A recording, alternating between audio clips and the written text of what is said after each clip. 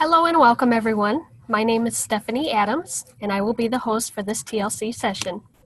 We are excited that you have joined us today for plagiarism, recycling, neither or both. Now what? Please welcome Lynn Olson. Hello everybody. Thanks Stephanie for the introduction. My name is Lynn Olson. I'm the lead academic integrity administrator at Ashford University. A little bit about myself.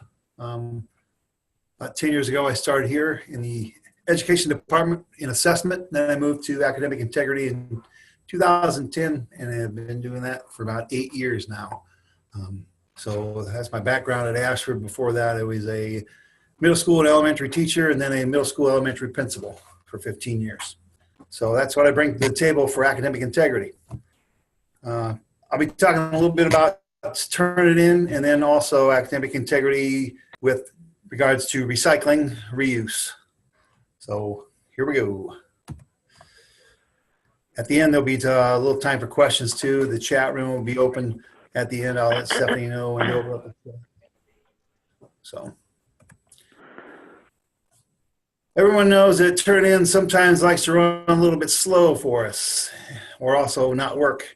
So we've had some struggles lately, but when you're teaching, and some of you may already do this, but when you want to run Turnitin reports, after you open up a waypoint, go to your first student, click the Turnitin, have Turnitin run for you, then go over and select the next student. You can click the next student button or use the drop-down menu. Go to the next student, click that Turnitin report. Go to the next student, click the Turnitin report. It'll generate in the background while you're doing this. That way you don't sit there and wait each time you do for one student. You can move on and go to the next. This might save you some time. So that's just a quick little tip on Turnitin. What do you do when you have questions about a report? You can email us. Our department has a inbox at academicintegrity@ashford.edu that's manned every day. You can email me directly or you can email any academic integrity administrator that maybe has worked with you back on an iRoad, or our associate director, Jeff Meyerholtz, because we field questions all the time and we enjoy that part of the job. So we'd like to help out. So go ahead. If you ever have a question about anything academic integrity, give us a shout on one of those emails or give us a buzz too on our phones. When we email instructors, we put our phone number on there so you can contact us as well. The turnitin.com webpage is also the place where you want to go with your discussions right now. There's not automated discussions in Turnitin, which is a bummer, but I'm not seeing it in the near future. So when you want to run discussions, you have to copy and paste all of your discussions onto a Word document and submit them yourself in the Turnitin.com website. If you ever need help with that, there's a little help button once you get in there. I've circled it here on this slide. On the right hand side, there's also a wizard that can help you, a support wizard at the Turnitin.com page, and their contact information as well. Is there a browser that works best with Turnitin? I use Firefox mainly. A lot of people use Chrome. We try to avoid Internet Explorer as all possible because it just doesn't seem to work as well in that platform. We also use a Bing search engine instead of Google. Google doesn't seem to catch some of Course Hero. It's a website. If you haven't heard of it yet, you will. It's the bane of our existence right now. It's one of many quote-unquote tutoring websites that say they're offering help. They're actually you're just buying and selling papers there. So if you want to do a search on any paper, if you see a large match and it shows up like submitted to Bridgepoint on Turnitin, you can do a little quick Bing search and you might be able to find out the source material from that. The text-only view is still available in Turnitin. They told us it was going to be gone, I don't know, maybe a year ago, but it's still there. And it's the most user-friendly view is the text-only view. The other view is document viewer. But I use Turnitin in the text-only mode, and I'm thinking most of my colleagues do too. So there's the doc viewer on the left and text view on the right. And just seems to be a little more user-friendly in the text-only view.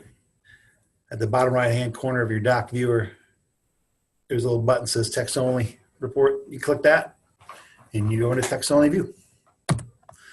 All right, now today what we're talking about is recycling and reuse. I use both these terms because there's a recycling policy that's in the course, in our catalog, and some of you may not know the difference right now.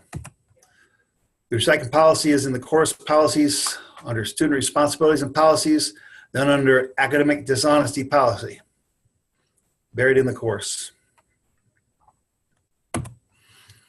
Two types of recycling. One, I still call recycling. And that is when you want to use, say, in my example here, paper from Psych 202 in your Psych 301 course. To do that, you need to have instructor permission. Before the student submits, they need to ask the instructor if they're able to use an assignment from another course. Not all instructors grant that permission, but once the student gets permission, then they can use it. If they do not ask for permission, and if they use recycled paper, could be considered plagiarism. If they don't self-cite, or even if they don't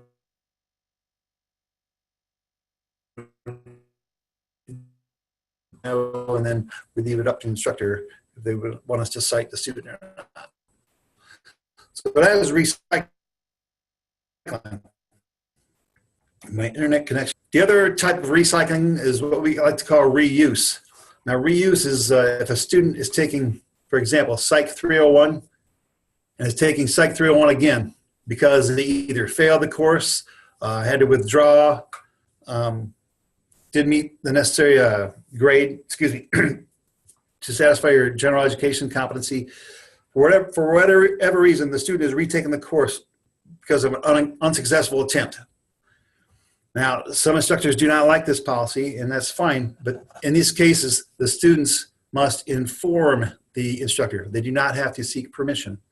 They must inform the instructor they're going to reuse it. Now, we'd like them to change some of the content, but you have to realize sometimes the work was graded, maybe the first time they took the course on a week 3 assignment, and they got an A on the paper. And then sometime in week 4, week 5, have a family member pass away and they have to drop the course. So now they're retaking it, and they get to week 3 and they submit that paper as a reuse. They let the instructor know that's perfectly fine.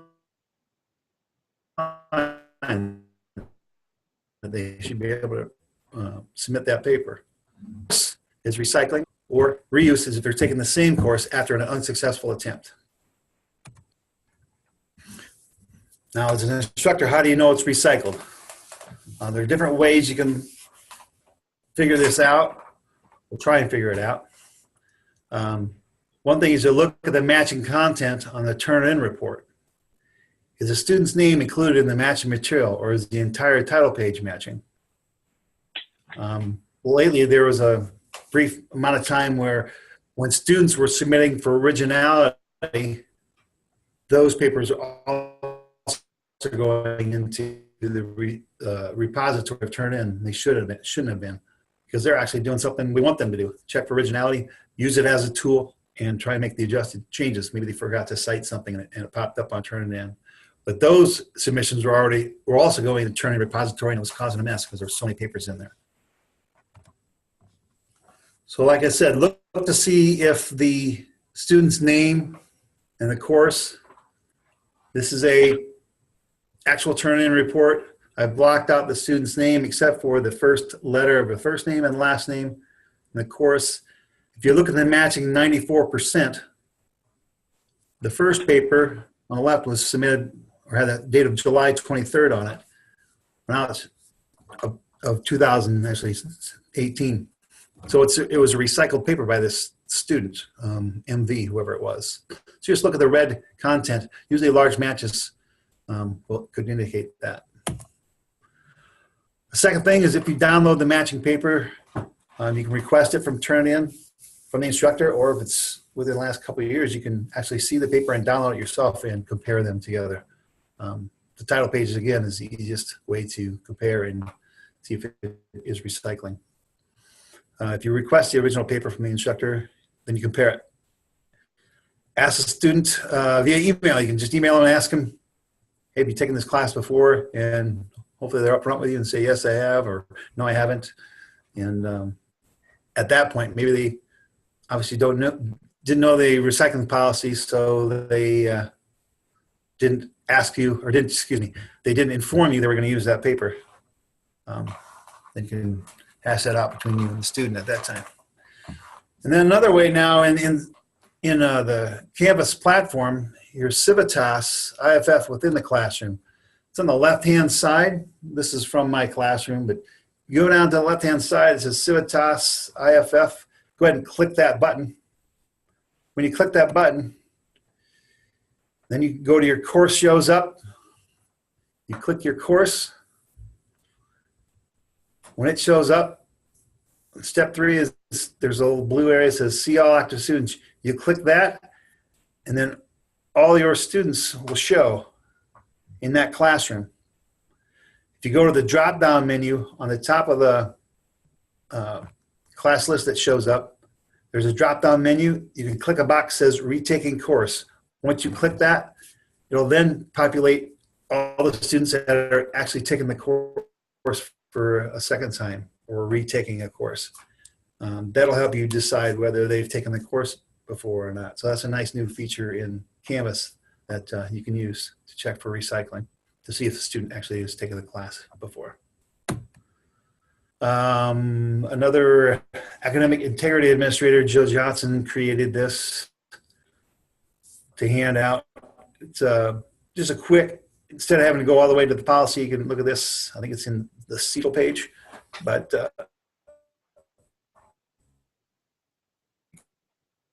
kind of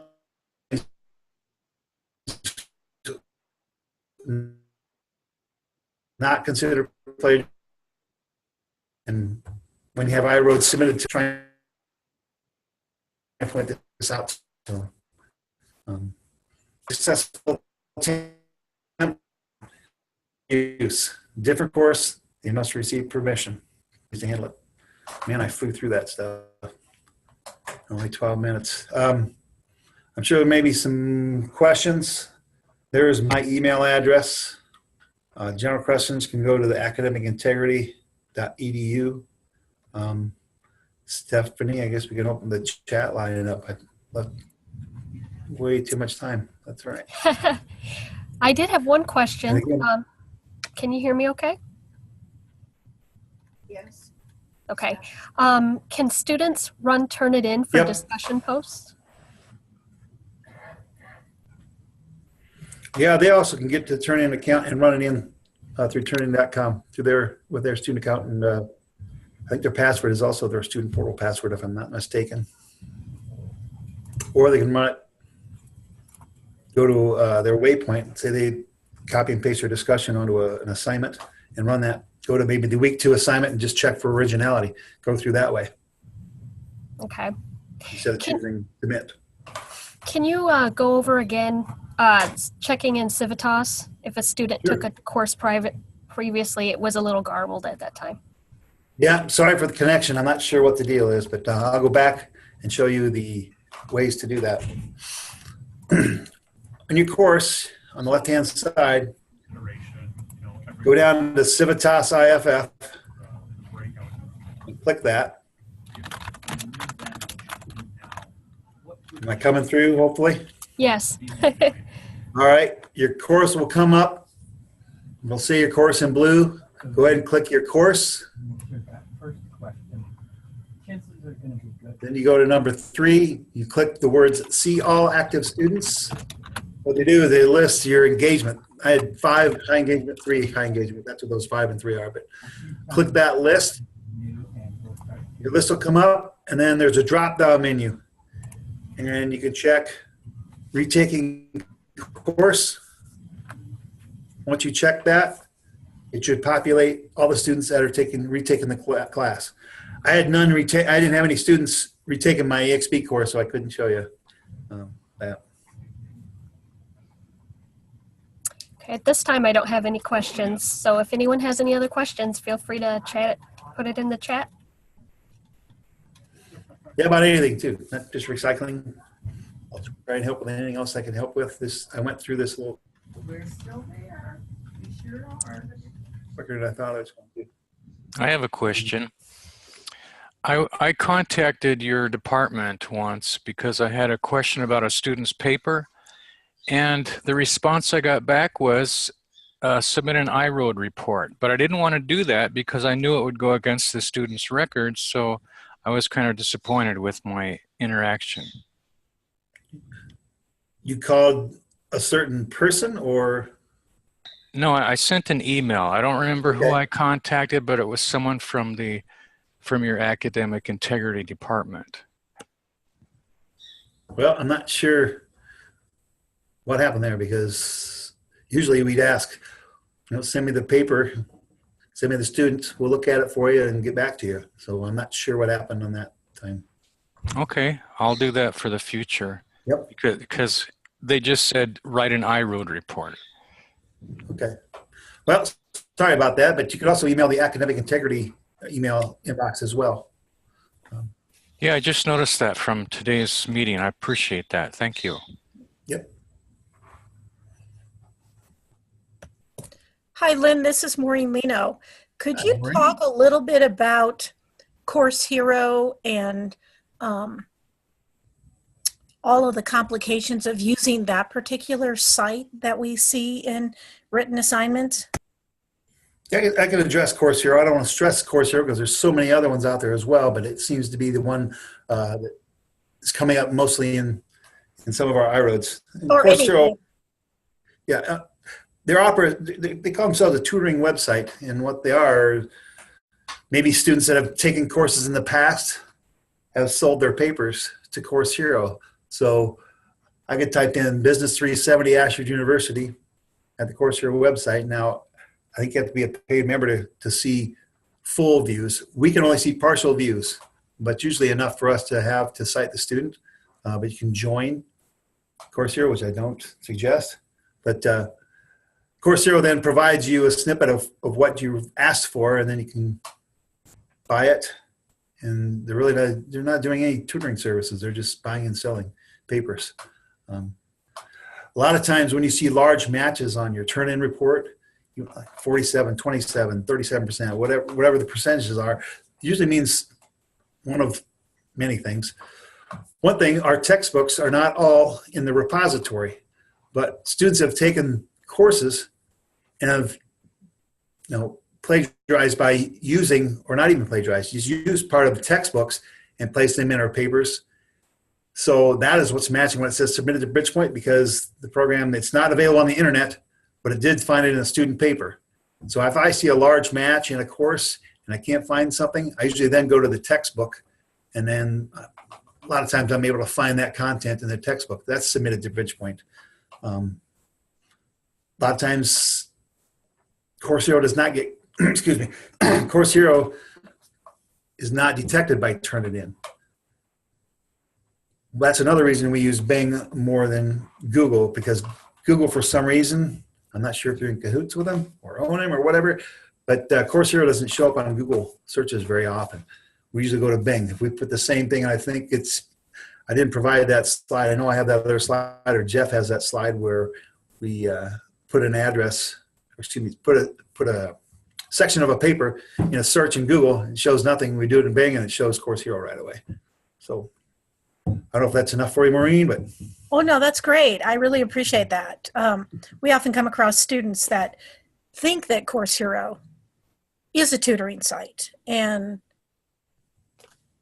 deny that they've been plagiarizing. So it's often hard for us to figure out a way to advise a student that you can't really use that site. So I was just wondering if you had any insights, and this has been very helpful. Thank you. You bet. Yep, I just refer them to the Ashford Library. That'd be my. Lynn, Yes. I noticed there's one thing you didn't mention, and that's the tools on the web that say they're rewriting your paper. One is called SpinBot, and it Sure. resolves blocks of text by putting in words from a thesaurus, but it makes the paper sound weird.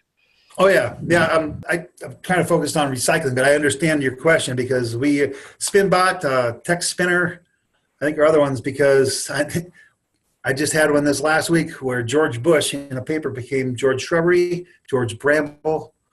There was 5. George Brush.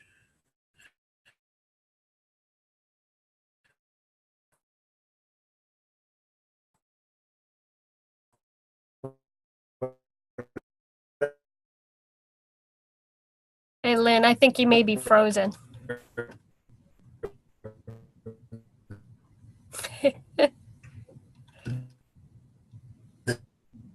Student. Am I back on yet? Yes, you are now. All right. I'm not sure if anybody heard about the SpinBot program. No, I don't think so. Nothing? Maybe. Oh, sorry. Yeah, maybe say it again. All right. What I think Tony was talking about was SpinBot. It's a program, or Text Spinner, another program where students put their paper in and it changes a lot of the verbs, adjectives. Actually, sometimes it spits it out. It doesn't make sense, but the students submit the paper anyway. And one of the most common ones that we've seen is when they have a paper about George Bush, it comes up George Bramble, George Shrubbery, George Brush, other words like that. It's kind of an indicator to us. Gross motor activities instead of, I can't remember exactly what that was, but we have a lot of examples Jeff does, but I didn't stress that much in this TLC because I stress more in recycling, but that's a good point. That's out there for the students to use as well. I've seen something I want to ask these. There's no university threshold of a percentage. We actually don't even like anyone to mention percentages on the Turnitin report. It's just a number of matching words. A lot of times it could be the reference page, title page, things that are going to match because it's common student use. So try to ignore the number and go in and just, it's how you interpret the Turnitin report. Interpret your Turnitin report correctly and you should be able to figure out if it's plagiarism or not.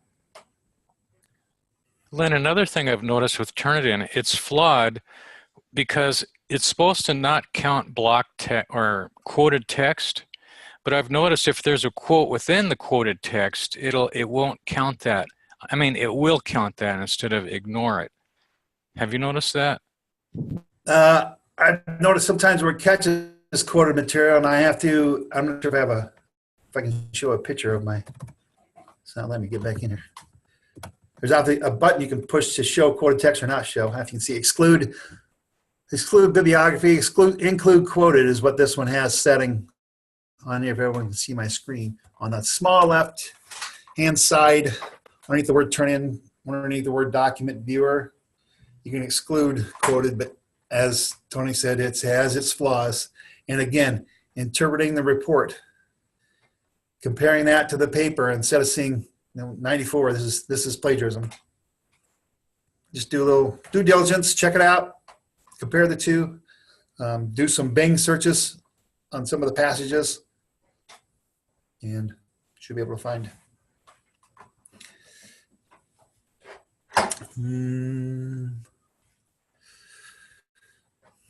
What can we do in face with verbal gibberish? I think as the emojis disappeared on me.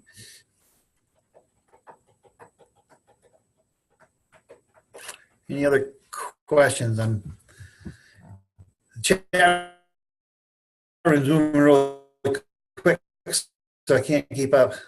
I'm thinking Jeff and some people are helping me out. Yeah, I think everything's caught up. There was a question just now. Are you able to see it? From Christy? Yes.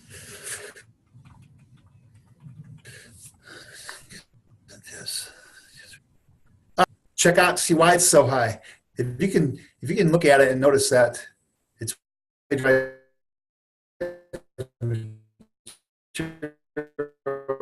sure, you can give a 0, give tips. We want to be more proactive than reactive to you. We don't like giving iRoads. We don't like giving citations out. Just part of our job.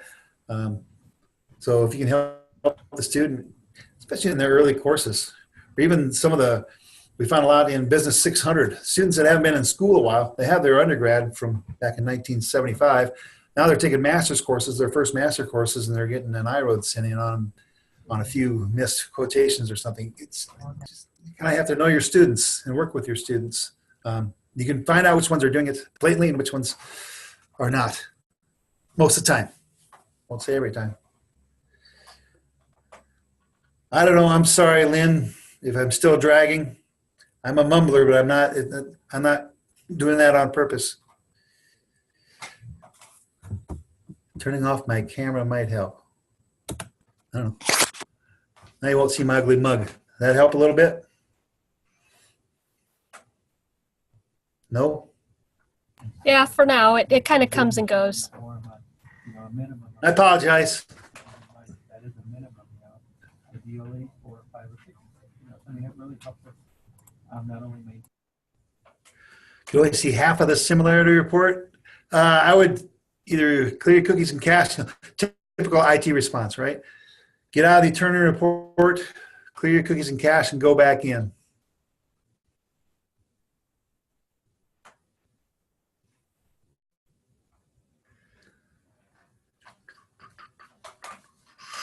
And it's a good tip from Lynn Trevisan, who used to be on our team. Actually, that's why everybody calls me Oli. There was 2 Lyns. Thank you, Lynn.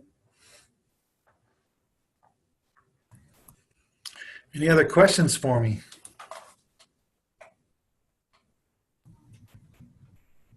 Sorry for the bad audio. I'm not sure what happened. Oh, there's one that just came up. That was from Kim. It's a good statement she's placed on there.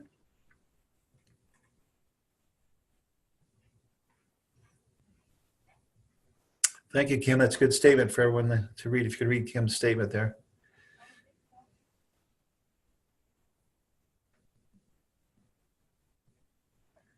Change the type of quotation mark. Did not know that.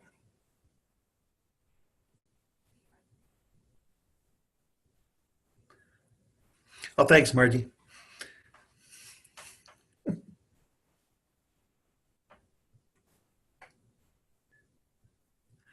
And Mickey L, that's a good, I guess, word when you copy and paste from the internet.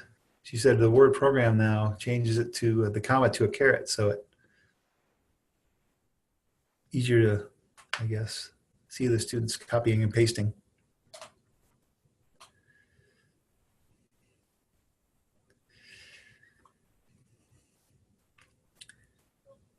Well,